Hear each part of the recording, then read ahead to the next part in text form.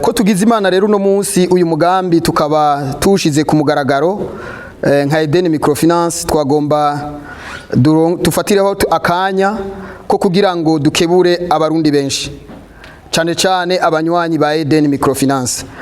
Hari ubusuma busigaye bwimonogeje muri kino gihe aho abantu baza barahendwa ku bantu babagizi ba nabi bakoresha imbuga zitandukanye bababwira yuko mu ma microfinance bariko batanga amamoto kandi mwarabibonye ko atari muri Eden gusa babivuga n'ahandi ngo bariko batanga amatukutuku mbere abo bantu bagatanga n'amanimero y'amarimikashi abantu bashobora kubarondera kubarungikirako ngo amafaranga.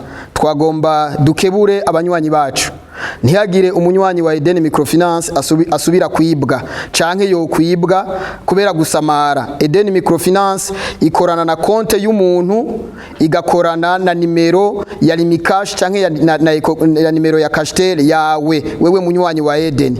Uyo muntu uzobona kubwiye ngo banzu ndungikira ibihumbi 10 ngo banzu ndungikira ibihumbi 20 ngo byo gufata ngo umurongo uzomubwire yuko yari umwangushi ari umusuma.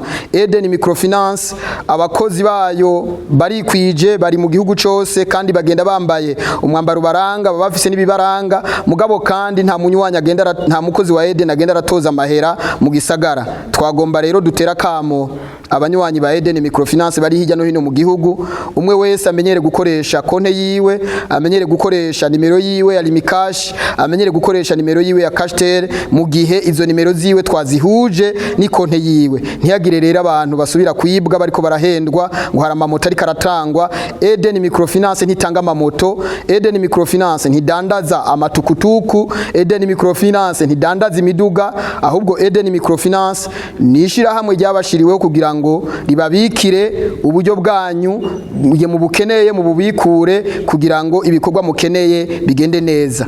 Murakoze.